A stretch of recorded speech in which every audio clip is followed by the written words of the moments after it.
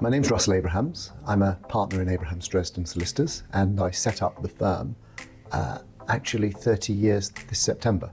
So it's been a while.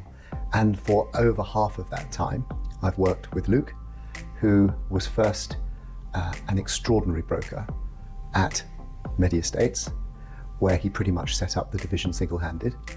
And I encouraged him from the day I met him to set up on his own, because he obviously had the skill set to do incredibly well, as obviously the last 15 years has shown. He's described by me as the thinking person's dental broker, and that's a really important role, which I think he excels at. Well, he obviously does excel at it. And his timing for that setup was impeccable, because it was just after the banking crash, and there were amazing opportunities in dentistry generally, but also, as we'll probably come on to shortly, in the corporate dentistry market.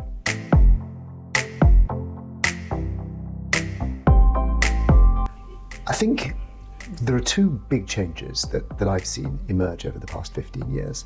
First and foremost, we've got the transition from valuing practices as a multiple of turnover, 1 times turnover or 1.5 times turnover, to profitability. And Luke and Paul were probably the first dental practice brokers to spot this, and not just to spot it, but to turn it to their advantage, because they were effectively handling practices that were less profitable than their turnover would suggest, but also practices that were more profitable than their turnover would suggest. And because of that, the dental corporates, who also got on the bandwagon of profit multiples, or as it's also known, EBITDA, became incredibly fond of Dental Elite, with the obvious outcome. And I guess that probably leads me to the other big change in dentistry over the last 15 years, which has been the transition, as it has become, towards corporate dentistry.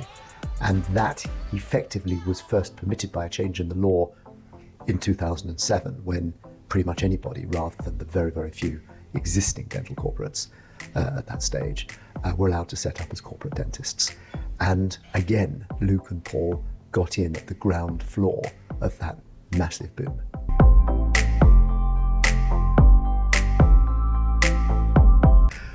Well, I think really, again, there are two elements to this. When IDH first started buying, and that predated 2010, I think they first started buying in about 97 or 98, they saw the opportunity of effectively buying a dental practice at 2 times profits, and then it would be valued by their institutional shareholders at 10 times profits. So if they bought a practice for, in those days, £100,000, the minute they bought it, it would be worth to their investors £500,000. And that is a very significant instant capital profit. And I guess what people were worried about was that, and the dental practice brokers amongst them, was that the corporates would quickly vacuum up all of the independent practices, and once vacuumed up, they wouldn't be selling on retirement or whatever. There just would be no more transactions.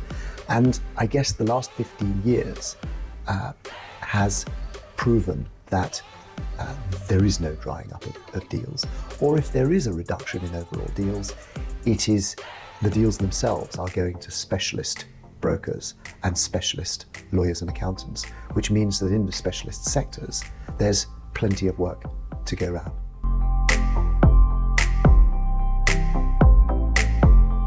That's a very interesting question. I think probably the best way to answer it is to go to the beginning and to the end. The beginning is the call I referred to earlier, when Luke rang me up and he said, I'm going to set up on my own.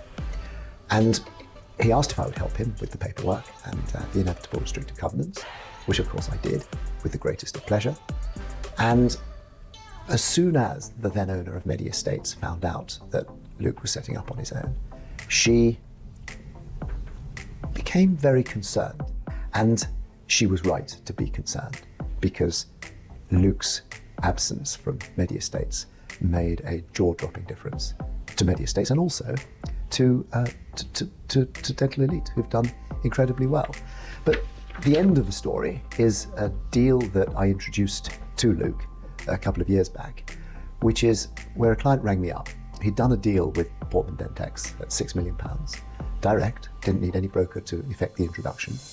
And he said to me, Russell, so now I've done the deal, tell me I don't need to use a dental practice broker. I said, Peter, you do need to use a dental practice broker, because if you don't, then you won't maximize your haul.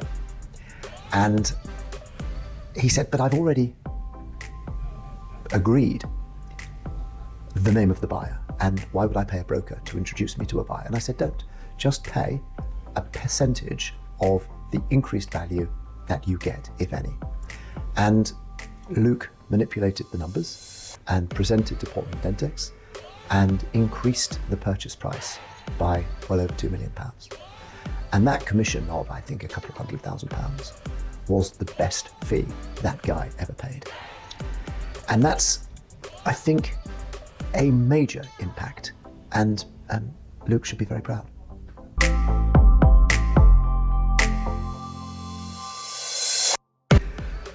Again, I see two areas that I think I'd like to comment on. The first is that there are fears that the volume of deals is going to dry up.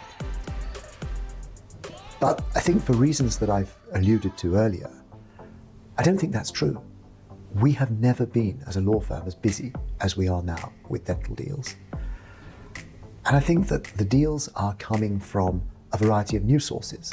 We have got the monopoly situation of groups acquiring practices, but we've got a whole raft of mini groups, and then those mini groups merge with slightly bigger groups, and then other practices of 2 or 3 start to build up to 5 or 6 or 8. So the volumes are there.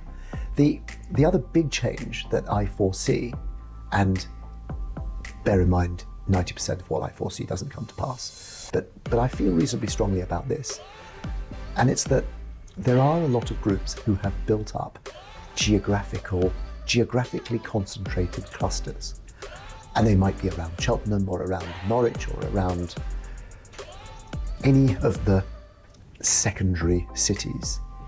And they could have 5 or 6 practices within striking distance of each other, which means they're relatively easy to manage by practice managers.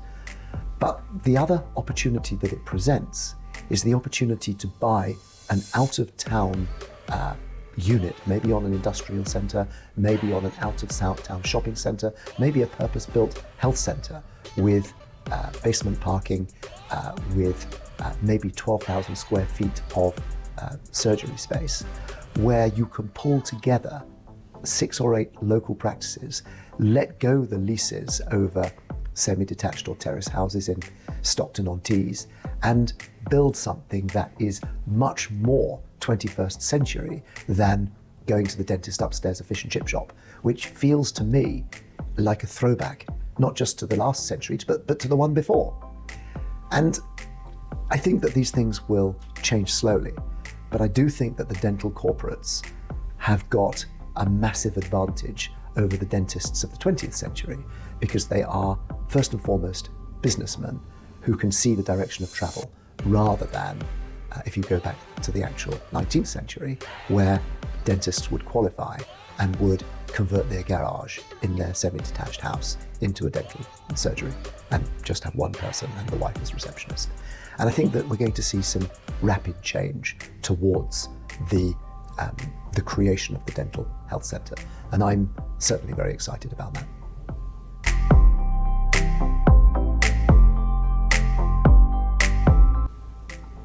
Back in the early days of the dental elite marketing dinners, everyone knows the format. You each talk for 10 minutes, and then you sit on a table with your assistant lawyer, and then the next table is Luke and Paul, and the next table is the financial advisor, the next table is the accountant. Everyone goes around the tables, 2 of you moving around each of the 4 tables, or however many there were. And I obviously had helped set up Dental Elite, so I was privy to some confidential information, including Luke's age. And I forget what he was then, but it was about 26. And dare I say it, even then, he was somewhat follically challenged. And I think he also wanted to create the impression of some gravitas. So Luke, like a lot of people, mainly women, used to lie about his age. And instead of taking off 10 years, like film stars, he would add on 5 years. And I would go round to the next table and people would say, Luke's son done so well. He's only 31 and look what he's achieved. And I would say, whoa, he's not 31. He's lying about his age again. He's only 26. And that's a true story.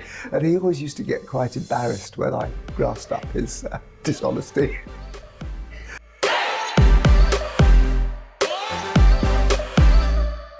Back in the day, before Luke was chauffeur driven by whoever it was who chauffeur drives him now, I've no idea.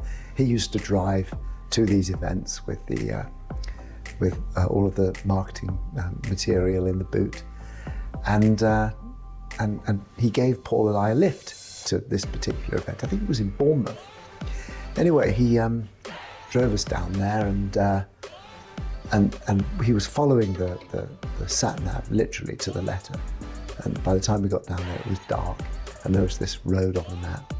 And I was in the back, Leah was in the front, and there was Luke and Paul next to me in the back.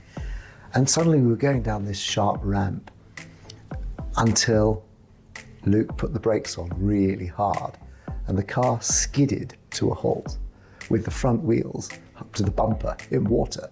And he'd been following a route that took us through a chain ferry, only the ferry wasn't there, and he nearly drove across the river without the ferry, which, since his car was a VW Golf and not Chitty Chitty Bang Bang, was a bit of a problem.